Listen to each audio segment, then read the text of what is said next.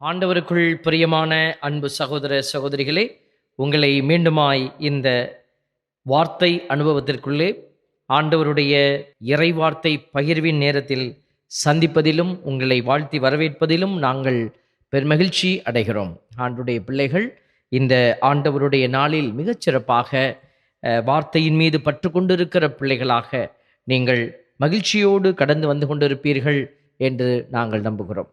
இந்த நம்பிக்கையை நாம் ஆண்டவருடைய பாதத்திலே காணிக்கையாய் வைத்து இந்த வார்த்தை அனுபவத்திற்குள்ளே நாம் இப்பொழுது கடந்து செல்கிறோம்.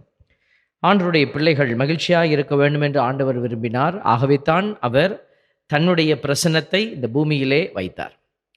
அவர் ஏன் மனிதனாய் பிறக்க வேண்டும்? ஏன் ஆண்டவர் மனிதனாய் பிறந்த அவர் தன்னை இந்த மனுக்குலத்திற்காக அழித்து கொள்ள வேண்டும்? இந்த கேள்விகள் எல்லாம் நம்ம மீண்டும் மீண்டும் கேட்டுக்கொண்டே இருக்கக்கூடிய கேள்விகள் தான். அதுக்கெல்லாம் ஒரே பதில் தான் கொடுக்கப்பட்டு கொண்டே இருக்கிறது. கடவுள் எதற்காக இந்த பூமிக்கு வந்தார்? இந்த காரியத்தை எல்லாம் சிந்திக்கிற பொழுது நம்மளுடைய அந்த சிந்தனையினுடைய நிறைவு எங்கே இருக்க வேண்டும் அப்படின்னு சொன்னால், அது நம்மில் நிறைவடைய வேண்டும். இந்த பைபிளில் நம்ம வாசிக்கிற வார்த்தை, நம்ம பைபிள் படிங்கன்னு நம்ம சொல்லுவோம். எதற்கு பைபிள் படிக்க சொல்கிறோம்? பைபிள் நமக்குள்ளே ஒரு மாற்றத்தை உருவாக்கணும். அந்த பைபிள் வார்த்தை, உயிருள்ள வார்த்தை நம்மளை தாக்கணும். தாக்குறதுனா என்னென்னா, பாசிட்டிவாக அது நம்மளை மேற்கொள்ளுதல்னு சொல்கிறது. இந்த வார்த்தையை நாம் உள்வாங்கும் போது, இந்த வார்த்தை எனக்குள்ளே ஒரு மாற்றத்தை கொடுக்க வேண்டும் அப்படின்னு நினைக்கிறப்ப தான் இந்த வார்த்தை அனுபவத்திற்குள்ளே நம்ம கடந்து போக முடியும். ஆகவே தான் இந்த வாசகங்களை எல்லாம் நாம் பார்க்கிற போது நாம் உள்ளத்துக்குள்ளே ஒரு சிந்தனையை கடந்து செல்ல வேண்டும். ஒரு சிந்தனை, இந்த வார்த்தை எனக்கு என்ன சொல்லுகிறது? எப்போ இந்த வார்த்தை எனக்கு என்ன சொல்லுகிறது? இந்த சூழலில் இந்த வார்த்தை என்னோடு எப்படி பேசுகிறது அப்படிங்கிறத நம்ம உணர முயற்சிக்கிறப்ப தான் அந்த வார்த்தை நம்மோடு பேசும். இல்லாட்டினா வார்த்தையை படிச்சுட்டு நம்ம என்ன செய்கிறோம்? நம்ம பிசாட்டு போயிட்டே இருப்போம். வார்த்தை வார்த்தையாக இருக்கும், நாம் நம்மளாக இருப்போம். எதுவுமே மாற்றம் காண முடியாது. ஆண்டவர் வெறுமையான ஒரு உலகத்திற்குள்ளே அவர் அர்த்தமில்லாத ஒரு பாடுகளை கடந்து செல்லவில்லை. அவர் ஒரு அர்த்தத்தோடு உள்ளே வந்தார். மனுக்குலத்தை மீட்டெடுக்க வேண்டும், மனுக்குலத்திற்கு ஏதோ ஒன்றை கொடுக்க வேண்டும், ஏதோ ஒரு செய்தி சொல்ல வேண்டும் என்பதற்காக வந்தார். ஆகவே இந்த பிறப்பினுடைய ஆழத்தை தான் நம்ம 4 வாரங்களாக நம்ம கடந்து வந்து கொண்டு இருக்கிறோம். இந்த 4வது வாரம் அடுத்த கிழமைகளில் நம்ம ஆண்டவருடைய அந்த பிறப்பு விழாவின் பெருமகிழ்ச்சியை கொண்டாட போகிறோம். இதோடு எல்லாம் முடிந்தது, கிறிஸ்மஸ் முடிந்தது என்று நாம் நினைத்து விடக்கூடாது. கிறிஸ்மஸினுடைய அந்த வாழ்வு, அந்த கிறிஸ்மஸினுடைய அந்த சிந்தித்த அந்த திருவருகை காலத்தில் நம்ம சிந்தித்த காரியங்களை எல்லாம் நம் மீண்டுமாய் அசை போட்டு வாழ்வாக்குகிற அந்த ஒரு நிலை ஆரம்பமாக போகிறார். இந்த முதல் வாசகத்தில் பாருங்க, தாவீது அரசர் ஆண்டவருக்கு ஒரு கோயில் கட்டுறதை பற்றி இந்த வாசகம் சொல்லுது. நிறைய சொல்லியிருக்கிறாங்க, நம்ம சுருக்கமாக அதை மட்டும் எடுத்துக்கொள்கிறோம். கோயில் கட்டுறதை பற்றி சொல்லப்பட்டிருக்கிறது. இன்றைக்கி நிறைய பேர் கோயில் கட்டுறாங்க, நிறைய பேர் ஆண்டவருக்காக கோவில் கட்டுறாங்க. இந்த 2வது வாசகத்துக்குள்ளே வந்தீங்கன்னா, நற்செய்தியால் நம்ம கட்டுறதை பற்றி பேசப்படுகிறது, நற்செய்தியால் கட்டப்படுதல். 3வது ஆண்டவருடைய அந்த பிறப்பை குறித்து பேசப்படுகிறது. அப்போது வார்த்தையான அந்த கடவுள் மனு உருவால் கட்டப்படுறார். மனு உரு எடுத்து இது ஒரு திட்டத்திற்காக, மீட்பு திட்டம் கட்டப்படுவதை அந்த அடையாளத்தில் நம்ம பார்க்கிறோம். இப்போ 3 வாசகத்திலும் ஒரு கட்டப்படுகிற ஒரு காரியம். கட்டப்படுதுன்னா என்ன? ஒரு பில்டிங் கட்டும்போது எப்படி அது பார்க்கும்போது ரஃப்பாக இருக்கும், குழி தோண்டிக்கிட்டு அந்த இடமே அசிங்கமாக போய் அப்படியெல்லாம் இருக்கும். அதுக்கப்புறம் கற்களை வச்சு அவங்க கட்டி எழுப்பும் பொழுது கொஞ்சம் பெட்டராக தெரியும். அப்புறம் எல்லாம் முடிக்கும் போது அந்த கட்டிடத்தினுடைய நிறைவை நம்ம பார்ப்போம். இன்னும் நம்ம நிறைவை பார்க்கல. கடவுள் ஒரு கட்டடம் கட்டிட்டு இருக்கிறார். ஒரு பாட்டெல்லாம் பாடுவோம் இல்லையா? கட்டடம் கட்டிடும் சிற்பிகள் நாம் கட்டிடுவோமே இயேசுவுக்காய் அப்படின்னு ஒரு பழைய பாட்டு பாடுவாங்க, ரேடியோவிலலாம் பாடும். இப்போ நம்ம ஒரு காரியத்தை கடவுள் கட்டி எழுப்பி கொண்டே இருக்கிறார். இப்போது நாம் என்ன செய்யணும்? ஆண்டவர் தானே கட்டுறாரு அப்படின்னு நம்ம இருந்துடக்கூடாது. யாரை வைத்து கட்டி கொண்டிருக்கிறாருன்னா, மனுக்குலத்தில் இருக்கிற நம்மை போன்ற சாதாரண மனுஷங்களை வச்சு தான் கடவுள் அந்த திட்டத்தை கட்டி கொண்டிருக்கிறார். இந்த திட்டத்தினுடைய கதாநாயகன் யாரு? இயேசு. இந்த கதாநாயகனை வச்சு தான் கடவுள் வந்து இந்த படத்தை, இந்த கட்டடத்தை கட்டி இந்த படம் ரிலீஸ் பண்ணுறாரு. அப்போ பாருங்க, இந்த கட்டடம் எப்படி, இதை வச்சு நம்ம யோசிச்சு பார்க்குறோம். இப்போ கடைசியாக நம்ம சிந்திக்கிற போது இது எனக்கு என்ன சொல்லுகிறது என்கிறதுல தான் நம்ம சிந்தனை முடியணும் எப்போதுமே. அந்த practical application, what is to me, what I have to do, நான் என்ன செய்யணும், இது எனக்கு என்ன சொல்லுகிறது என்கிற செய்தியோடு நம்ம முடிக்கணும். ஸோ முதல்ல நம்ம கட்டிடத்திற்குள்ளே போகிறோம். முதல் வாசகம் பாருங்க, ஆண்டவர் சொல்கிறாரு பாருங்க. ஆண்டவர் வந்து பெருமையாக பார்க்குறார் தாவீதினுடைய அந்த உணர்வு. யாருமே யோசிக்கலை, நான் உன்னை எப்படி இருந்த உன்னை நான் எடுத்தேன். அதனால தான் ஆண்டவர் பாருங்க, நான் தங்குவதற்கு எனக்கு ஒரு கோவில் கட்டப் போகிறாயா. ஆண்டவர் உண்மையாலுமே ஒரு பெருமையாக தான் யோசிச்சிருக்கிறார். ஒரு சாதாரண மனுஷன், நீ என் மக்கள் இஸ்ரவேலின் தலைவனாக விளங்க புல்வெளியில் ஆடு மேய்த்து கொண்டிருந்த உன்னை நான் அழைத்தேன். நீ சென்ற இடமெல்லாம் நான் உன்னோடு இருந்தேன். உன் கண்முன் உன் எதிரிகள் அனைவரையும் அழித்தேன். மேலும் உலகில் வாழும் பெரும் மனிதர் போல் நீ புகழுற செய்வேன். எனது மக்களாகிய இஸ்ரேலுக்கு ஒரு இடத்தை அளிப்பேன். பாருங்க, கடவுள் எல்லாத்தையும் ப்ராமிஸ் பண்ணுறார். அப்போ கடவுள் மகிழ்ச்சி அடைஞ்சிட்டார்.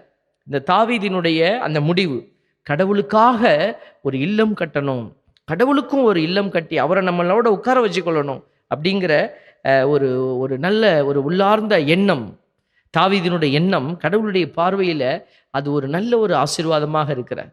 பாருங்கள், இன்றைக்கி கூட நிறைய பேர் நம்ம ஆலயத்தை கட்டி எழுப்புறதுல நிறைய பேர் முனைப்போடு இருக்கிறாங்க. ஏன்னா கடவுளுக்காக செய்யக்கூடிய காரியம். கடவுளுடைய கோயில் கட்டப்பட்ட பிறகு பார்த்திங்கன்னா நிறைய பேர் உள்ளே புழுந்துப்பாங்க. நிறைய பேர் உள்ளே புகுந்து அதனுடைய பெருமையை சுவைக்க பார்ப்பாங்க. அதிலிருந்து தங்களுக்கு லாபம் தீட்டுவது, அது ஒரு புறம் ஆட்கள் இருக்கிறாங்க. ஆனால் இன்னொரு புறம் சத்தமே போடாமல் கடவுளுடைய இல்லம் எங்கெல்லாம் கட்டி எழுப்பப்படணுமோ அங்கெல்லாம் செயல்படுகிற பிள்ளைகளை பார்க்குறோம். இந்த கடவுளுடைய இல்லத்தை கட்டி எழுப்புறதில் லாபத்தை பார்க்கிற பிள்ளைகளையும் பார்க்குறோம். கடவுளுடைய இல்லத்தில் பணி செய்கிறதுல ஏதாவது நமக்கு கிடைக்குமா என்று பார்க்கிற பிள்ளைகளையும் பார்க்குறோம். எதையுமே எதிர்பார்க்காமல் உழைக்கிற பிள்ளைகளையும் நம்ம பார்க்குறோம். இப்போ இந்த தாவீது பாருங்க, யாருமே சொல்லலை தாவீதுக்கு வந்து அரசை கட்டி எழுப்பு, அதுதான் வந்து கொடுக்கப்பட்ட பணி. இந்த தாவீது அரசு மேலே இருக்கிற அக்கறையை விட கடவுள் மேலே வைச்சிருந்த அக்கறையை அதிகமாக வைக்கிறார். ஏன்னா அவர் புரிஞ்சு வச்சிருந்தாரு, இந்த அரசுகளை தீர்மானிக்கிறது ஆண்டவராகிய கடவுள். ஏன்னா இவர் எங்கே இருந்தாருன்னு அவருக்கு தெரியும். அவர் ஆடு மாடு மேய்த்து கொண்டு அவர் ஒன்றுமில்லாத நிலையில் இருந்த ஒரு நிலையை அவர் மறந்து விடவில்லை. ஆண்டவர் அதைத்தான் மீண்டும் அவருக்கு உணர்த்தி சொல்லுகிறார். இப்படி இருந்த உன்னைய நான் தூக்கிட்டு வந்தேன், உன்னை உயர்த்தின, நீ என்னை உயர்த்த பார்க்குறியே, இன்னும் நான் உன்னை உயர்த்துவேன் அப்படின்னு சொல்லி கடவுள் பாருங்க பெரிய ஆசீர்வாதத்தெல்லாம் வைக்கிறாரு. 1 அரசர்கள் 6:12 நம்ம பார்க்குறோம். நீ என் நியமங்களின்படி ஒழுகி என் நீதி சட்டங்களின்படி செயலாற்றி என் கட்டளைகளை கடைபிடித்து நடந்து வருவாயாகில் நீ கட்டுகிற இக்கோவிலை குறித்து நான் உன் தந்தை தாவீதுக்கு சொன்ன என் வாக்கை உன்னிடம் நிறைவேற்றுவேன். பாருங்க, கடவுள் அந்த கோவில் என்கிற காரியத்திற்குள்ள ஒரு வெறுமையான ஒரு அடையாளத்திற்குள்ளே போய் உட்கார விரும்பல. அப்போ கடவுள் அதுக்குள்ள ஏதோ வேறொன்றை வைக்கிறார். பாருங்களேன், கட்டடத்தை இப்படி கட்டணும் அப்படி கட்டணும் அளவீடெல்லாம் சொல்ற கடவுள் அது உள்ள இன்னொரு அளவீடு சொல்றார். என்ன அளவீடு? அதுதான் இது. நீ என் நியமங்களின்படி ஒழுகி என் நீதி சட்டங்களின்படி செயலாற்றி என் கட்டளைகளை கடைபிடித்து நடந்து வருவாயாகில் நீ கட்டுகிற இக்கோவிலை குறித்து நான் உன் தந்தை தாவீதுக்கு சொன்ன என் வாக்கை உன்னிடம் நிறைவேற்றுவேன். அது என்ன வாக்கு சொன்னாரு? இன்றைய வாசகத்தினுடைய இறுதி பகுதியில் முதல் வாசகத்தில் வருது, உனக்கு பிறக்கும் உன் வழித்தோன்றலை உனக்கு பின் நான் உயர்த்தி அவனது அரசை நான் நிலைநாட்டுவேன். என் முன்பாக உனது குடும்பமும் உனது அரசும் என்றும் உறுதியாயிருக்கும். உனது அரியணை என்றுமே நிலைத்திருக்கும். பாருங்க, கடவுள் எவ்வளவு ஒரு அழகாக தன் திட்டத்தை தொடர்பு படுத்துறார் பார்த்தீங்களா? அதாவது தாவீது திட்டமிடுறாரு, உடனே நான் உனக்கு ஆயுசை கூட்டி உனக்கு எல்லாம் வைப்பேன். இல்லை, திட்டத்தின்படி அவருக்கு அந்த திட்டம் இல்லை. கடவுள் என்ன செய்கிறாரு? உன்னுடைய திட்டத்தை உன் மகன் நிறைவேற்றுவான் அப்படின்னு சொல்லிட்டு கடவுள் என்ன செய்கிறாரு? உனக்கு வார்த்தை கொடுத்துட்டேன், மகன்கிட்ட போய் சொல்கிறாரு, அவங்க அப்பாவுக்கு கொடுத்த வார்த்தையை நான் நிறைவேற்றணும்னா நீ என்னென்ன செய்யணும்? வெறும் கோயிலை கட்டிட்டு நீ என்ன செய்யக்கூடாது, நீ உன் வேலையை பார்த்துட்டு போயிட்டீன்னா இல்லை, இதெல்லாம் நீ செய்யணும். அப்போது அதுக்குள்ளே இருக்கக்கூடிய அழுத்தம், இந்த கோவில் என்கிற காரியத்திற்குள்ளே இருக்கக்கூடிய சில அடிப்படை அற்புதமான விஷயங்கள் என்ன பாருங்க. 1 அரசர் 8:16 பார்க்குறோம். என் மக்களாகிய இஸ்ரவேலை எகிப்திலிருந்து அழைத்து வந்த நாள் முதல் இன்று வரை என் பெயர் விளங்கும்படி ஒரு கோவிலை கட்டுவதற்காக இஸ்ரேலின் அனைத்து குலங்களுக்கு சொந்தமான எந்த நகரையும் நான் தெரிந்து கொள்ளவில்லை. ஆனால் தாவீதாகிய உன்னை என் மக்களாகிய இஸ்ரேலை ஆளும்படி தேர்ந்து கொண்டேன். Praise the Lord. பார்த்தீங்களா? அப்போ ஏன் தாவீதை கடவுள் தெரிந்து கொண்டார்? நான் முன்னாடி சொன்ன பார்த்தீங்களா, தாவீது அரசு சார்ந்த பணிகளை விட ஆண்டவர் சார்ந்த பணிகளின் மீது அக்கறையாக இருந்தார். இன்னைக்கு நாமும் கூட எதை கட்டி எழுப்பி கொண்டு இருக்கிறோம்? சில பேர் வேலை கொடுத்துட்டா எனக்கு வேலை தான் முக்கியம். ஒரு ஒரு ஒரு வாதம் வந்தது, ஒரு விவாதம். வாதம்னு சொல்ல, விவாதம். வாதம் எப்போதுமே கெட்டது. விவாதம், இந்த விவாதம் எங்கே வந்ததுன்னா, நாங்கள் குருமடத்தில் இருக்கிற போது ஒரு விவாதம். என்ன விவாதம்? சமூக பணி செய்கிறது நல்லதா, சமூக பணி மட்டுமே செய்வது, அல்லது கடவுள் பணி செய்கிறது நல்லதா, அல்லது கடவுள் பணியோடு இணைந்த சமூக பணி நல்லதா அப்படிங்கிற ஒரு வாதம் வந்தது. அப்போது ஒரு சில பேர் கோட் பண்ணுறாங்க, ஒரு சில பேர் கடவுளே இல்லைன்னு சொல்லிட்டு அவங்க என்ன செய்கிறாங்க, சமூக பணி தான் கடவுள் பணி அப்படின்னு சொல்லி உள்ள போயிடுற. அப்போ கடவுளுங்கிற கான்செப்ட் அவங்க டச் பண்ணுறதே கிடையாது. உண்மை, நீதி, நேர்மை இதன்படி நாங்கள் செய்தால் போதும் அப்படின்னு சொல்லிட்டு அவங்க என்ன செய்கிறாங்க, சமூகத்தில் நேர்மையாக விழுமியங்களோடு வாழ்ந்துட்டா அதுதான் கடவுள், அதுதான் எல்லாமே அப்படின்னு சொல்லக்கூடியவங்கள பார்க்குறோம்.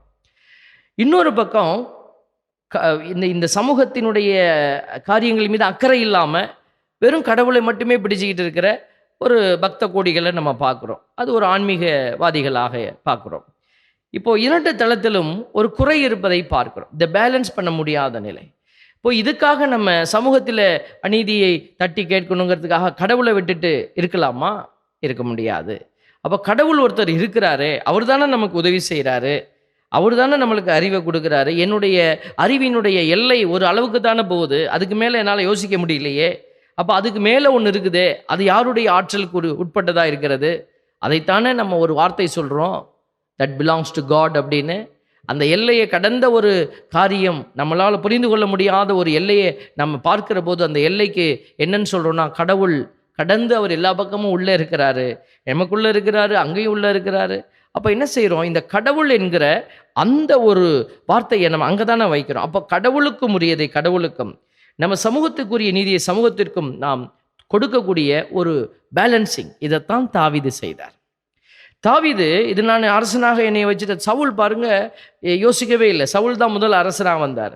அப்போது சவுல்கிட்ட கடவுள் சொல்கிறாரு, இப்படி செய்யக்கூடாது, நீ அந்த ஊர்லேருந்து ஒரு வயலையும் பிடிச்சிட்டு வரக்கூடாது, ஒரு வயலையும் நீ என்ன செய்யக்கூடாது, விட்டு வைக்கக்கூடாது, எந்த பொருளையும் நீ எடுத்துகிட்டு வரக்கூடாதுன்னு சொன்னார். ஆனால் இறைவாக்கினர் உள்ள சாமுவேல் போய் பார்க்கும்போது அவர் கேட்குறாரு, உன்னுடைய ஊருக்குள்ள இந்த ஆடு மாடுகளுடைய இறைச்சல் சத்தம் கேட்குதே அப்படின்னு.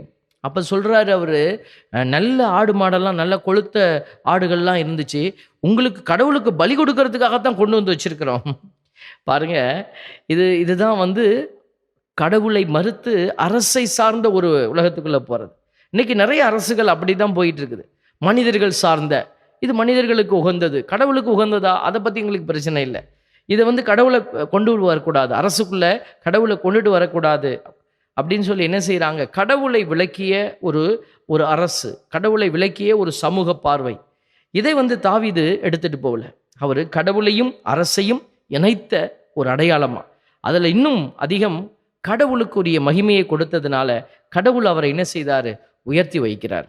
திருப்பாடல் 145:13 உமது அரசு எல்லா காலங்களிலும் உள்ள அரசு, உமது ஆளுகை தலைமுறை தலைமுறையாக உள்ளது. திருப்பாடல் தாவீது அரசர் தான் அந்த திருப்பாடலுக்கு நம்ம ஒரு அத்தாரிட்டியாக சொல்கிறோம். அவர் தான் திருப்பாடலை பாடினார் அரசவையில் எல்லாம் அப்படின்னு.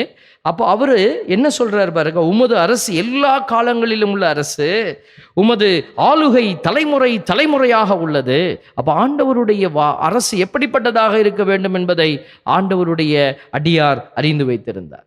அப்போ முதல் வாசகத்தில் கடவுளுக்கு கோயிலை கட்டுறது, அப்போ அந்த கோயில் கட்டக்கூடிய, ஆலயம் கட்டக்கூடிய நிகழ்வினுடைய ஆழம், எங்கே இருக்குது அப்படின்னு நமக்கு உணர்த்தப்படுகிற. இரண்டாவது வாசகத்துக்கு வரும். அப்போ இருந்த அந்த சிந்தனை, அரசு என்கிற சிந்தனை, ஆண்டவருடைய கோவில் என்கிற சிந்தனை, கட்டப்பட வேண்டும் என்கிற சிந்தனை பாருங்க, புதிய ஏற்பாட்டுக்குள்ள வருகிற போது இரண்டாவது வாசகத்துல அது வேறு விதமான ஒரு கட்டப்படுதலை குறித்து பேசுகிறது. மறைபொருளாக இருந்த இந்த நற்செய்தி இப்பொழுது வெளிப்படுத்தப்பட்டுள்ளது. அப்போ நற்செய்தியால நம்ம கட்டப்படணும் அப்படிங்கிறது எதுக்கு வெளிப்படுத்துறாரு கடவுள்? அது கட்டப்படணும். நற்செய்தியால உன்னை நீ கட்டிக்கொள்ளணும். இந்த உலகம் நற்செய்தியால கட்டப்படணும். உலகெங்கும் சென்று நற்செய்தியை அறிவியுங்கள்னு ஏன் இயேசு சொன்னாரு? அப்போ இந்த நற்செய்தியால தான் இந்த உலகம் கட்டப்படணும். அந்த நற்செய்தி என்பது எது? அதுதான் பைபிளுக்குள்ள நம்ம ஆண்டவர் இயேசு பேசினதெல்லாம் நற்செய்தி தான். தந்தையிடமிருந்து அவர் எதை பெற்றுக்கொண்டு வந்து நம்மகிட்ட சொன்னாரோ எல்லாம் நற்செய்தி. அப்போ இந்த நற்செய்தியால கட்டப்படுகிற ஒரு உலகம், ஒரு குடும்பம், ஒரு ஆளுமை தன்மை உடைய ஒரு உடல், ஒரு நபர். பாருங்க, திருத்தூதர் பணியில் நம்ம பார்க்குறோம், தாவீது கடவுளின் அருளை பெற்றிருந்தார். எனவே அவர் யாக்கோபின் வீட்டார் வழிபட கடவுளுக்கு ஒரு உறைவிடம் அமைக்க விரும்பி அவரை வேண்டிக் கொண்டார். நம்ம ஸ்தேவான் வந்து சொல்லக்கூடிய அந்த எக்ஸ்பிளனேஷன், அவர் கடவுளுடைய ஆவியால் ஆட்கொள்ளப்பட்டு பேசுவார் பார்த்தீங்களா, அந்த பகுதியில் வரக்கூடியது. ஆனால் கடவுளுக்கு கோவில் கட்டி எழுப்பியவர் சாலமனே, உன்னத கடவுளோ மனித, அது சொல்லிட்டார். தாவீது கடவுள் அருளை பெற்றிருந்தார். அந்த அருள் தான் சாலமனுக்கு கடந்து போய் அவர் மகன் வழியாக அது வெளிப்பட்டது. 48வது இறைவசனம், உன்னத கடவுளோ மனிதர் கையால் கட்டிய இல்லங்களில் குடியிருப்பதில்லை என்று இறைவாக்கினர் கூறியது போல 49 சொல்லுது பாருங்க, விண்ணகம் என் அரியணை, மண்ணகம் என் கால்மனை, அவ்வாறு இருக்க எத்தகைய கோயிலை நீங்கள் எனக்காக கட்டவிருக்கிறீர்கள்? எத்தகைய இடத்தில் நான் ஓய்வெடுப்பேன்? இவை அனைத்தையும் என் கைகளே உண்டாக்கின என்கிறார் ஆண்டவர். இப்படிலாம் சொல்லிட்டு அவர் அடுத்த பாயிண்ட் எங்கே வைக்கிறார் பாருங்க. இட்ஸ் ஒரு லாஜிக்கல் ஆர்கியூமெண்ட் வைக்கிறார். ஆவியானவரால் நிரம்பி ஸ்தேவான் பேசும்போது, இந்த ஆலயத்தை குறித்து பேசும்போது, நீ ஒரு கோயிலை கட்டிக்கிட்டு இதுக்குள்ள ஆண்டவர் வந்து உட்காரணும்னு சொல்றீன்னா, இது தாவீது அந்த மனநிலையில வைக்கல. ஆனால் பின்னாட்களில் அந்த மனநிலை புகுத்தப்பட்டது. இது எங்களுடைய கோவில், இதில் கடவுள் கண்டிப்பா வரணும். பாருங்க, பெருமை மட்டும்தான் இருந்துச்சு. கடவுளுடைய பிரசன்னம் அந்த இடத்துல அது இருக்குங்கிறத உணர மறுத்துட்டாங்க. அப்போ அவர் என்ன சொல்றாரு? கடவுள் எவ்வளவு ஒரு பெருமைக்குரியவர், எவ்வளவு உயர்வுக்குரியவர் அப்படி சொல்லிட்டு இந்த கோவில் கட்டக்கூடிய இந்த ஐடியாவை எங்க வந்து டச் பண்றாரு பாருங்க. அடுத்தது 51, திமிர் பிடித்தவர்களே, இறைவார்த்தையை கேட்க மறுக்கும் செவியும் ஏற்க மறுக்கும் உள்ளமும் கொண்டவர்களே, உங்களுடைய மூதாதையரை போல நீங்களும் தூய ஆவியாரை எப்போதும் எதிர்க்கிறீர்கள். பார்த்தீங்களா? அப்போ இவர் எந்த இடத்துல கொண்டு வந்து இந்த கோவில் கட்டக்கூடிய நிகழ்வை பற்றி பேசிட்டு எதை கொண்டு வந்து ஜாயின் பண்றாருன்னா, இறைவார்த்தையில நீ கட்டப்படணும், ஆவியில கட்டப்படணும், நற்செய்தியால கட்டப்படணும். எந்த இறைவாக்கினர் உங்கள் மூதாதையரை துன்புறுத்தாமல் இருந்தார்கள், நேர்மையாளருடைய வருகையை முன்னறிவித்தோரையும் அவர்கள் கொலை செய்தார்கள் அப்படின்னு சொல்லிட்டு, கடவுளின் தூதர்கள் வழியாய் தரப்பட்ட திருச்சட்டத்தை நீங்கள் பெற்றிருந்தும் அதனை கடைபிடிக்கவில்லை. இவற்றை கேட்டவர்கள் உள்ளம் கொதித்தெழுந்து அவரை பார்த்து பற்களை நரமென கடித்தார்கள். பாருங்க, இவர் கோயிலை டச் பண்ணிட்டு, இந்த கோயில் வந்து நிறைவு எங்கே இருக்குன்னா, நீ கடவுளுடைய வார்த்தையால் உன்னை கட்டணும், நற்செய்தியால் கட்டணும். பாருங்க, இதுதான் அந்த இரண்டாவது வாசகத்தினுடைய ஒரு அழுத்தம். மூன்றாவது வாசகத்துக்கு வரும்போது அதில் இயேசுவினுடைய பிறப்பை நம்ம பார்க்குறோம். அதை ஒட்டிய அந்த கருத்துக்களை இருக்கிறாங்க. அதில் மீட்பு திட்டம் கட்டப்படுது. இப்போது இந்த மூன்றுலேயும் நம்ம ஒரு டெரிவேஷன், ஒரு தொடர்பை பார்க்குறோம் பாருங்களேன். இதில் கோயில் கட்டப்படுது, தாவீதினுடைய சிந்தனைக்கு கடவுள் ஓகே பண்ணுறாரு, மகன் வழியாக கட்டுறாரு. அந்த கோயில் வந்து எப்படி, நீ எனக்கு இப்படி யோசிச்சதுனால, எனக்கு ஒரு கோயில் நீ கட்டணும்னு யோசிச்சதுனால உன்னுடைய தலைமுறையினர் எப்படி இருப்பாங்க, உன் வழிமரபு எப்படியெல்லாம் ஆசீர்வாதிப்பா இருக்கும் அப்படிலாம் சொல்லிட்டு, அந்த ஆசீர்வாதத்தினுடைய சீர்குலைப்பை நம்ம புதிய ஏற்பாட்டு காலத்தில் பார்க்குற போது அந்த இரண்டாவது வாசகத்தில் நற்செய்தியால் நீ கட்டப்படணுங்கிறத தான் பவுலடியார் நமக்கு அதை சுட்டி காட்டுறாரு. இயேசு கிறிஸ்துவை பற்றி நான் பறைசாற்றும் நற்செய்திக்கேற்ப வாழ கடவுள் உங்களை உறுதிப்படுத்த வல்லவர். ஊழி காலமாக மறைபொருளாக இருந்த இந்த நற்செய்தி இப்பொழுது வெளிப்படுத்தப்பட்டுள்ளது. பார்த்தீங்களா? அப்போ வெளிப்படுத்தப்பட்டுள்ள நற்செய்தியை நீ என்ன செய்யணும்? வச்சு உன்னை கட்டிக்கொள்ளணும். இப்போ நற்செய்தியினுடைய பகுதிக்கு நம்ம போகிறோம். நற்செய்தி வாசகத்துக்குள்ளே போகிற போது 6ஆம் மாதத்தில் கபிரியேல் என்னும் வானதூதரை கடவுள் கலிலேயாவில் உள்ள நாசரேத்தின் ஊர், இது நிறைய தடவை நம்ம கேட்டிருக்கிறோம் இந்த வாசகம். இந்த வாசகத்தினுடைய அடிப்படையை பார்க்குற போது கடவுள் பாருங்கள் அந்த மீட்பு திட்டத்திற்கு நபர்களை தெரிந்தெடுத்து அந்த ஃபைனல் எக்ஸிக்யூஷன், ஃபைனல் செட்டில்மெண்ட் நடக்குதுங்க. அந்த மீட்பு திட்டத்திற்கான ஒரு காரியம் கட்டப்படுகிற, தாவீதில் ஆரம்பித்து இயேசு கிறிஸ்துவில் அந்த நிறைவான ஒரு கட்டப்படுகிற ஒரு அடையாளம், இதுதான் ஃபைனல் ஃபினிஷிங்க்கு வருது. அந்த மீட்பு திட்டத்தினுடைய முழு அடையாளத்தை நம்ம பார்க்குறோம். இப்போ பாருங்க, இப்போ வார்த்தையானவருடைய வார்த்தையானவர் மனு உருவால் கட்டப்படுறார்.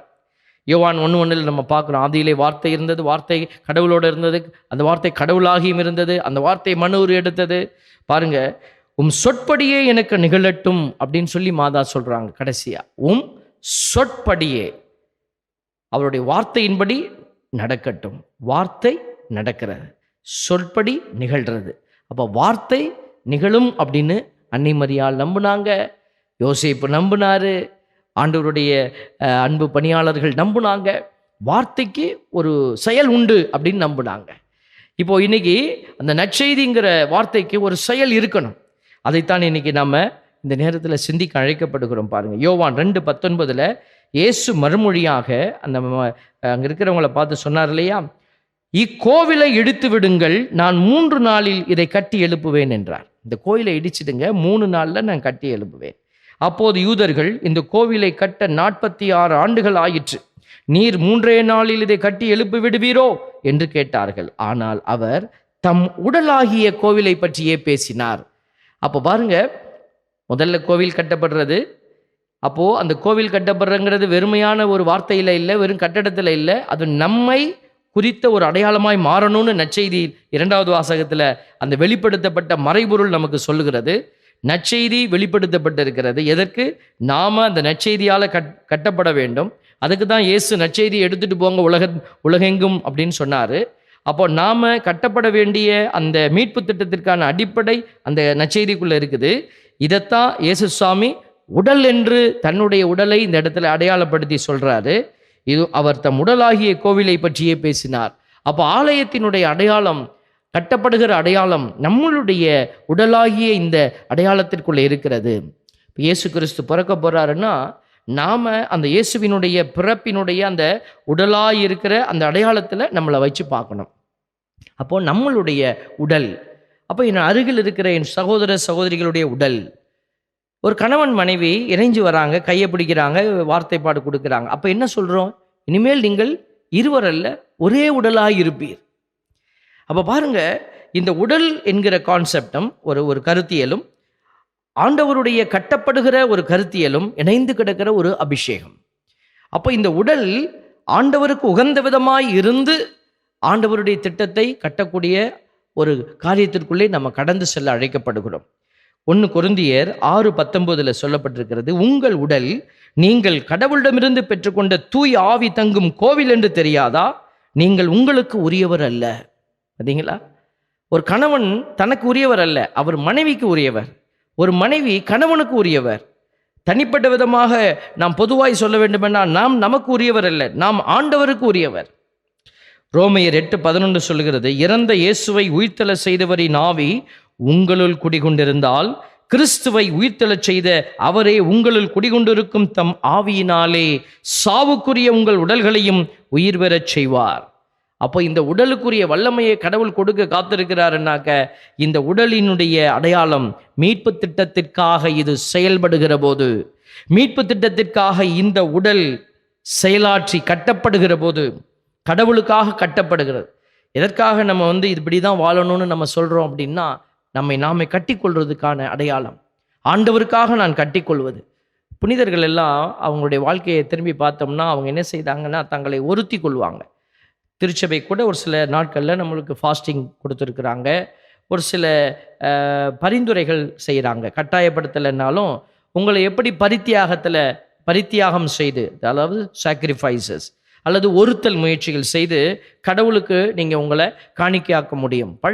பழைய காலத்தில் ரொம்ப கடுமையான ஒருத்தல் முயற்சிகள் எல்லாம் இருந்து அவங்க சாட்டையில் அடித்து கொள்வாங்க, அவங்க தங்களுடைய உடலை வெவ்வேறு விதமாக வருத்தி கொள்வாங்க.